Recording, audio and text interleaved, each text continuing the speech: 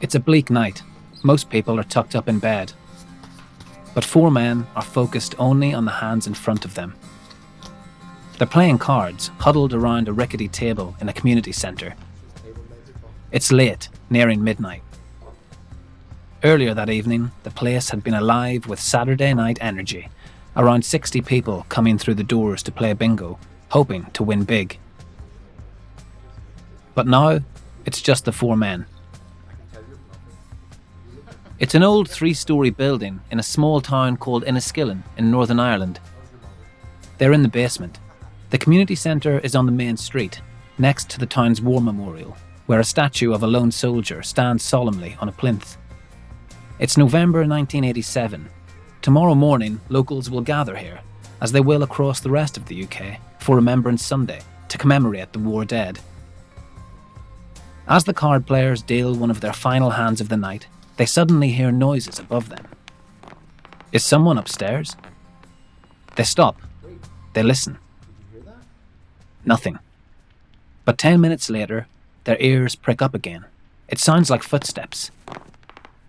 One of the men calls out. Whoever is out there had better not be. Again, nothing. As I said, it's an old building, creaky and drafty. The mind can play tricks. They go back to their card game. There are still a couple of hands to be dealt.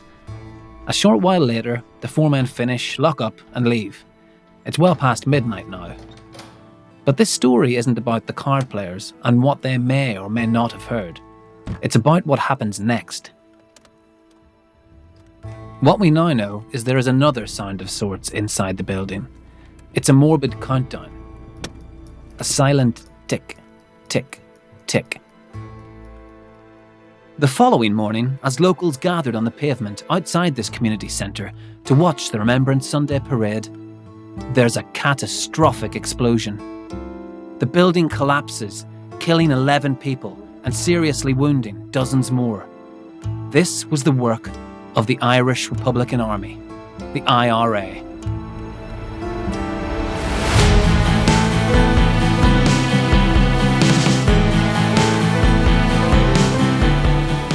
You are listening to the Poppy Day Bomb, a podcast series from The Times and The Sunday Times, with me, Mario Ledwith.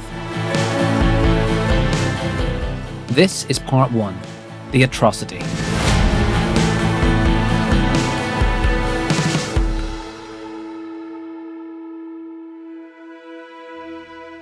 I'm Mario, a journalist at The Times.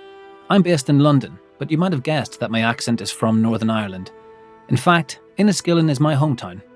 As a child, I would regularly walk past the ruins of that building. In the late 1960s, my homeland had descended into chaos when the ancient feud between Ireland and Britain erupted once again.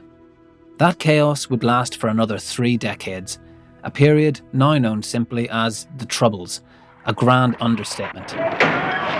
Shots were fired and the crowd pulled back. They then dragged the men from the car, beat them up and later shot them. The bodies were found later dumped near the Falls Road. The IRA is involved in a legitimate struggle. That led to several verbal clashes as the demonstrators passed close to Protestant areas where loyalists were attempting to mount their own counter-march. Thousands of people were killed, many of them completely innocent. There were shootings, bombs, executions and torture. But the Remembrance Day bombing of Enniskillen in 1987 was an event so depraved that it stood out from the daily cycle of violence and caused revulsion around the world.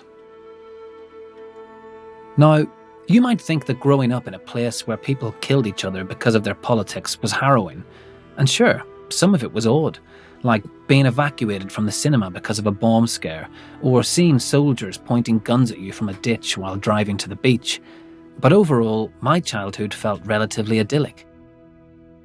You see, I was a so-called ceasefire baby, somebody who grew up as the IRA called a truce in 1994. The IRA's long-awaited ceasefire began at midnight. It signals an end to 25 years of killing, and it could dramatically change the course of Anglo-Irish history. The ceasefire was met in Belfast with celebrations, but some scepticism. Although the Troubles are now officially over, the Poppy Day bomb, where the device exploded in the community centre, crushing all those innocent people to death on Remembrance Sunday, remains one of its biggest unsolved crimes. I want to know who carried out this atrocity and why they targeted such a solemn event in my hometown.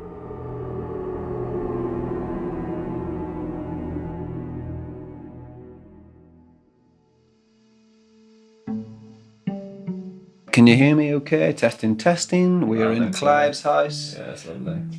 I've come to meet a man called Clive Armstrong, who lost his father that day.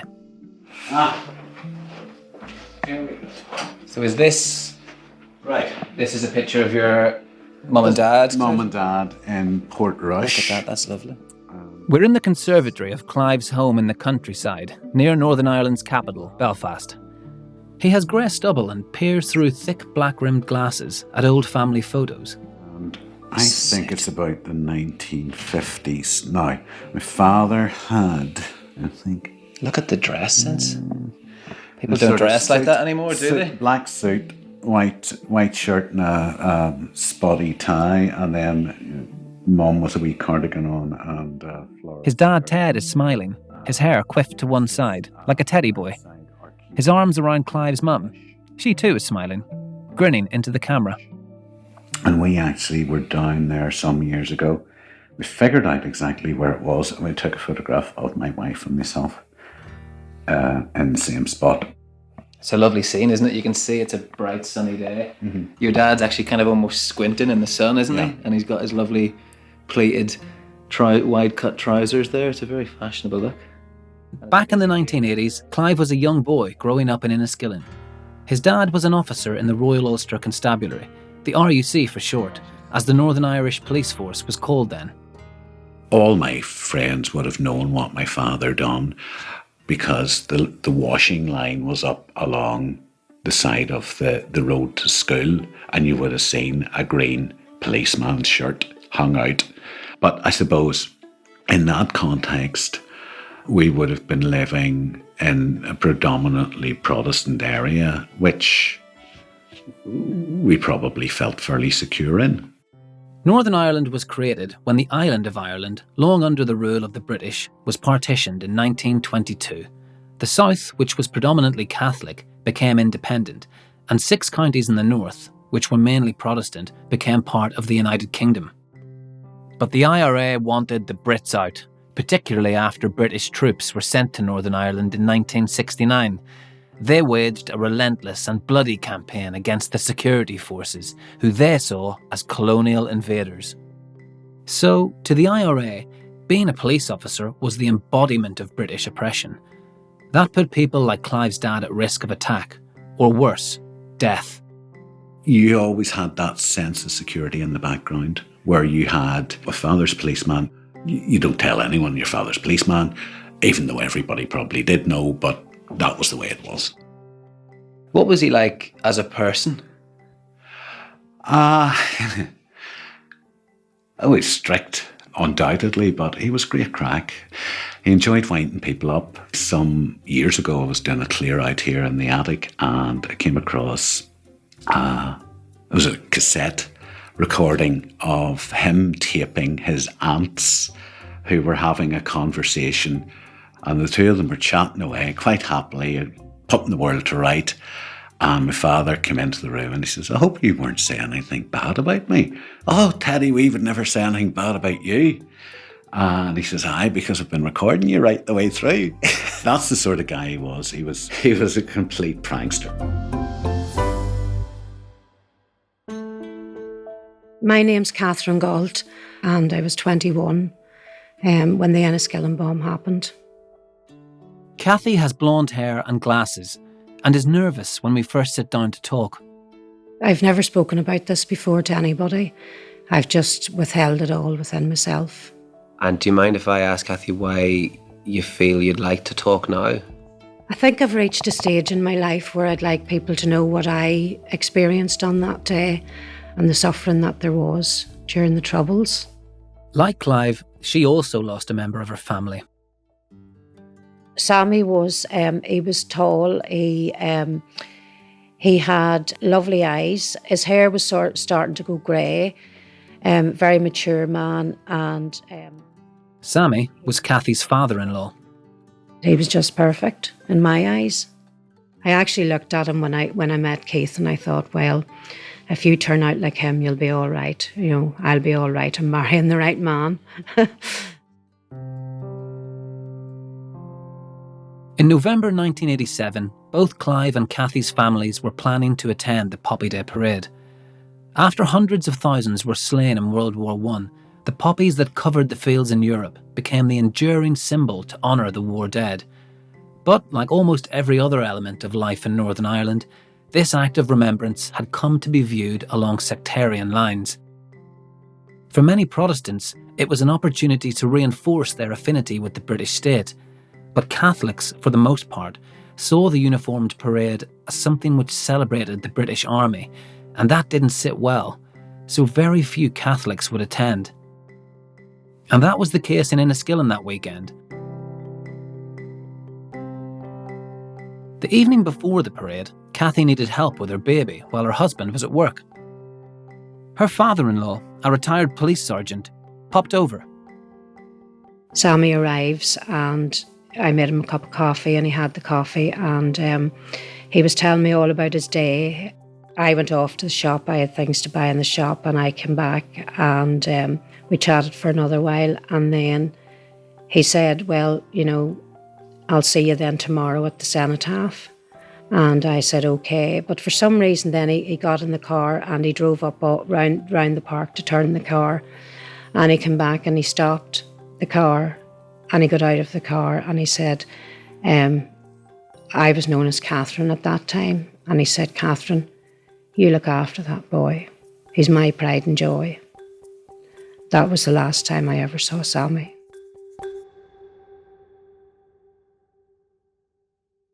Having a first baby is obviously very daunting. There's the excitement. There was also the fact that I hadn't been keeping well.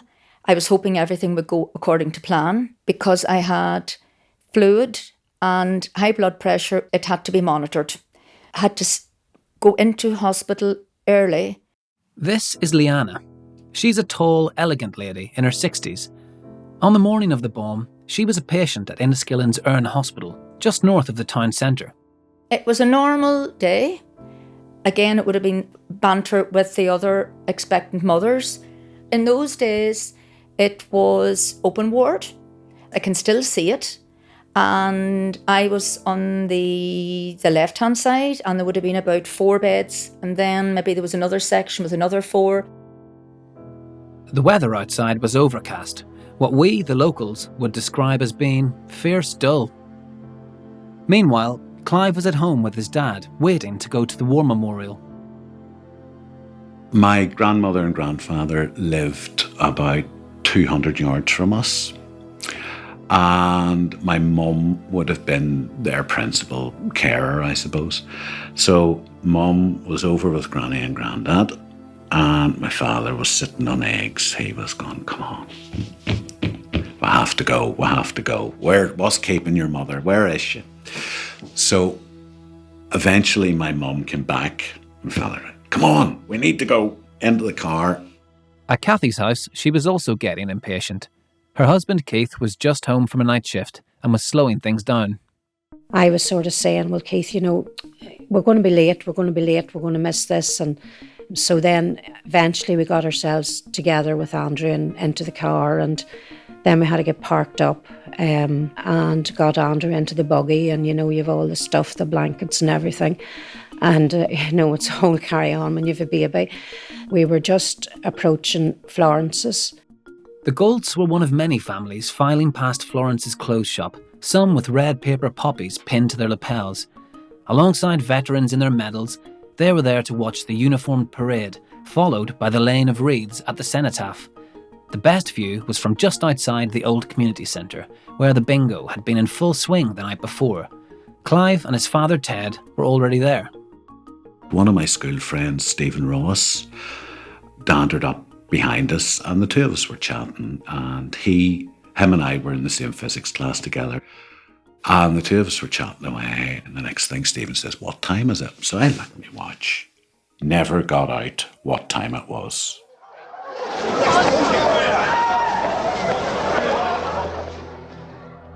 It was at this moment, without warning, a 40-pound bomb that had been planted by the IRA exploded.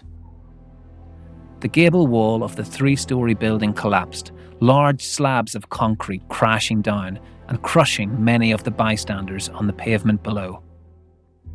I was blown to the other side of the road. I would say 50, 60 metres. All I can remember was coming to, no glasses, Sunday best in tatters, eyes just completely gritty. Everything stopped.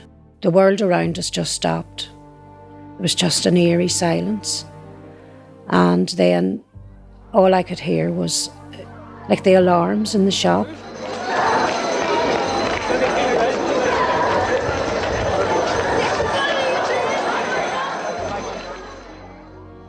There was a young squaddie who probably wasn't much older than me with his SLR rifle, pointing all round. He just didn't know where this had come from. Like there was just an awful smell of like burning, like a burning sensation, and the smell, and there was smoke, and it was just terrible. You could hear the wails of people.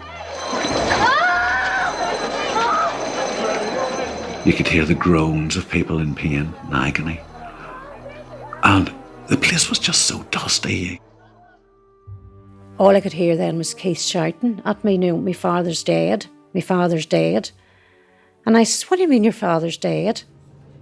I can remember sitting in the back of this minibus, and all I could hear was a woman wailing. And I was sitting there going, would you ever just shut up? And, it just was this constant wailing in the background. And eventually, we were all driven to the hospital. I looked out the window, and all I could see was billowing puffs of the darkest black smoke going into the sky. And to this day, I can still see that in my mind's eye.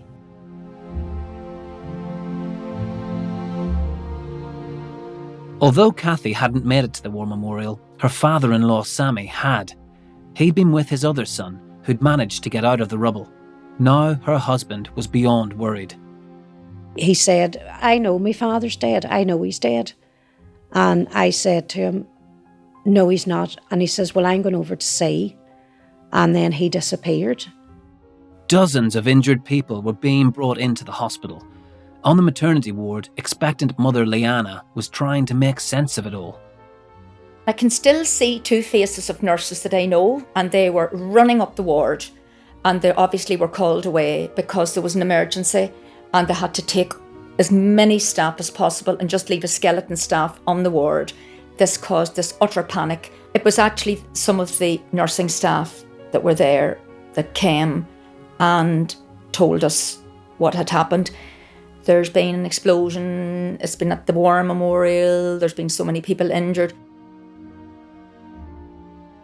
One of those injured was Clive, who was in a daze. He was being checked over. He remembers a young minister saying he was there to help locate people. I said, "Look, I'm not worried about my mum because she was in the church hall. And I think if I escaped, my dad was beside me, so he's probably escaped." It was several hours before Clive and his mother were told that his father, Ted, had been killed. It was a huge shock because I thought, like, if I'm okay, he's standing beside me, no, yeah, and there's that denial, you're sort of going, what? You can't believe this. How old were you then? 16.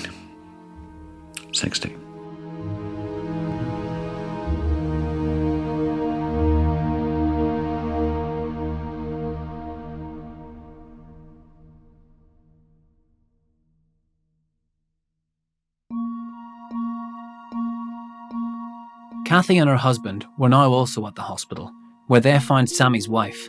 She was sitting outside a room where Sammy's body was. She couldn't believe, she was in disbelief. She wasn't taking anything in. She just kept saying, he's in this room, he's in this room. And then Keith came and he said, Mum, I've seen Dad. And she says, what do you mean you've seen Dad? I've seen Dad. His part of his head is missing. And there's no point in us staying here. We need to go home. That's when she realised, that Sammy had gone. The local Erne hospital's been battling to cope with the wounded, some of whom have been taken to Old Nakelvin in Londonderry. The blast demolished a building just a few feet from the War Memorial in Enniskillen's Belmore Street, burying a large number of adults and children under tons of rubble. The bomb exploded about 11:15, catching mainly civilians gathering for the Remembrance Sunday service. As the dust and the rubble was scattered around the War Memorial, there was silence for a few seconds. Then the screaming began as parents and members of security forces dug at the rubble with their bare hands to try and free adults and children trapped underneath. The true scale of what had happened was now spreading through the hospital. Leanna remembers as the hours went on, the women on the maternity ward started to hear names. People you know, people you've had dealings with, a customer in my parents' cafe, a girl who I went to orchestra with, who would have been Mary Wilson, whose mother taught me the violin when I was a child. And this is what made it so devastating, so horrific, and so sad, and on such a grand scale, nothing compared to any of the previous instances that, maybe one person died in a bomb, which I am not in any way demeaning. It was dreadful what happened to everybody that has lost their lives in the Troubles, but this was just on such a very, very magnified scale. And on this very particular day as well. And it was then that it actually affected me very deeply. And then I actually became quite sick.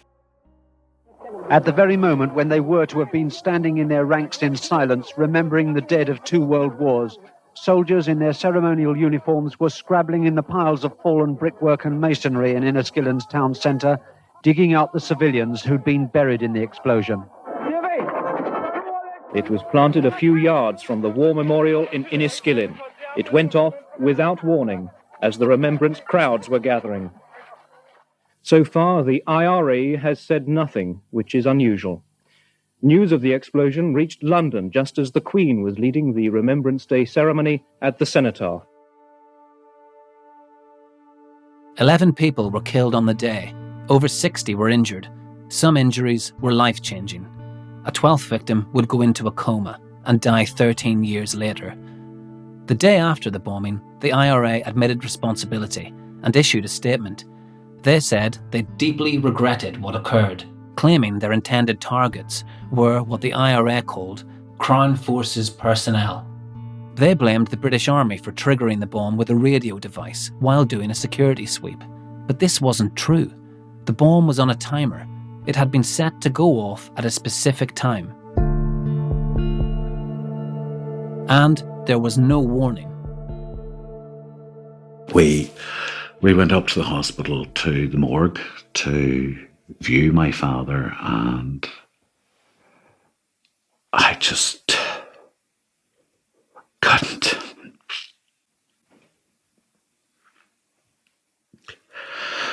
I couldn't believe that one human being could do that to another.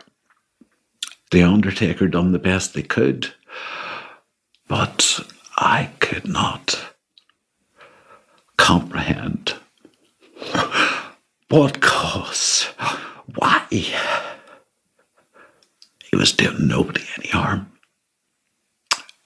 He was there to take time to respect the fallen of wars, and he was cut down and murdered in cold blood. There was no call for it. There was no justifiable reason for this to happen. And to have taken my father, who was 52, and leave me without a father, that was just horrible and immoral.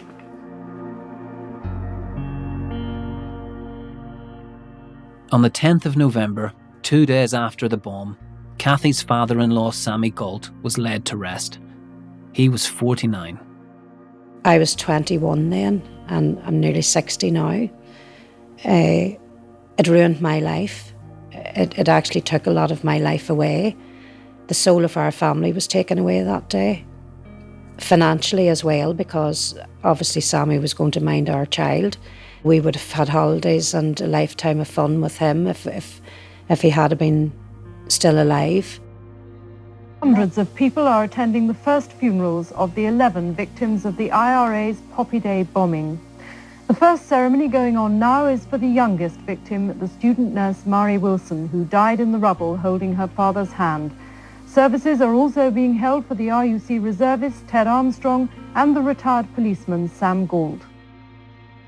I remember being at the graveside and it was raining, it was just, so it was very, very cold, and we had to go and buy coats because we didn't have the black coats so for the funeral, so it was terrible.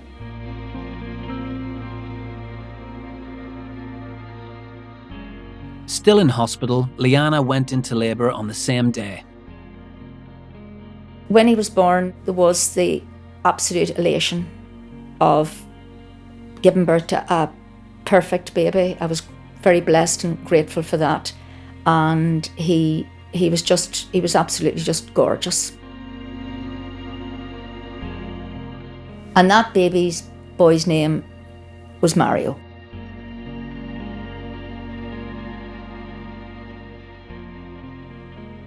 That's me, Mario Ledwith. Leanna Ledwith is my mother, and my grandparents were Italian, hence the name. I was born 2 days after the Poppy Day bomb, arriving in the same hospital where its mutilated victims were being treated.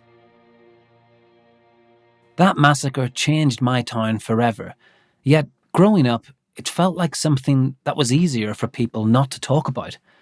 Beyond the obvious that it was an IRA bomb, hardly anything was known about how this dreadful attack happened.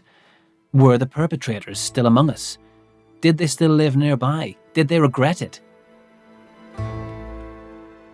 As an adult, I left Enniskillen, moved to London, and got a job working as a reporter at the Times. But the bombing has always stayed with me. Almost 40 years on, no one has ever been held to account. There have been no answers for the families. And it makes me wonder whether there can ever be peace without truth or justice. It's been so long, surely some of those who know what happened that day will be ready to talk. So, in this series, I'm going back to investigate one of the biggest unsolved mysteries in the bloody history of Northern Ireland. A mystery that began 2 days before my life started. Who bombed the Poppy Day parade in Enniskillen? And will anyone ever be held to account?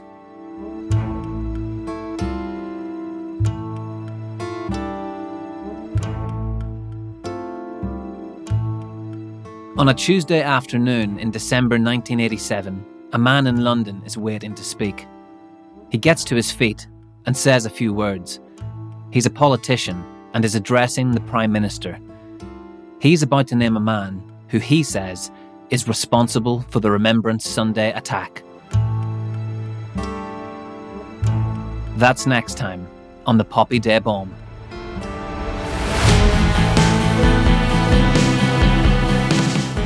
You've been listening to the Poppy Day bomb, a podcast series from the Times and Sunday Times with me, Mario Ledwith. It's written by me and Will Rowe. The series producer is Will Rowe. Additional producing on this episode by Kate Lamble. The executive producer is Lynn Jones. Original music and sound design is by Tom Birchall. The commissioning editor is Kate Ford. The head of podcast at the Times is Dan Box. We're continuing to investigate this story and will report more if we get new leads. If you have any tips or information that you want to share with me or the team, you can email confidentially. You'll find contact details in the description notes.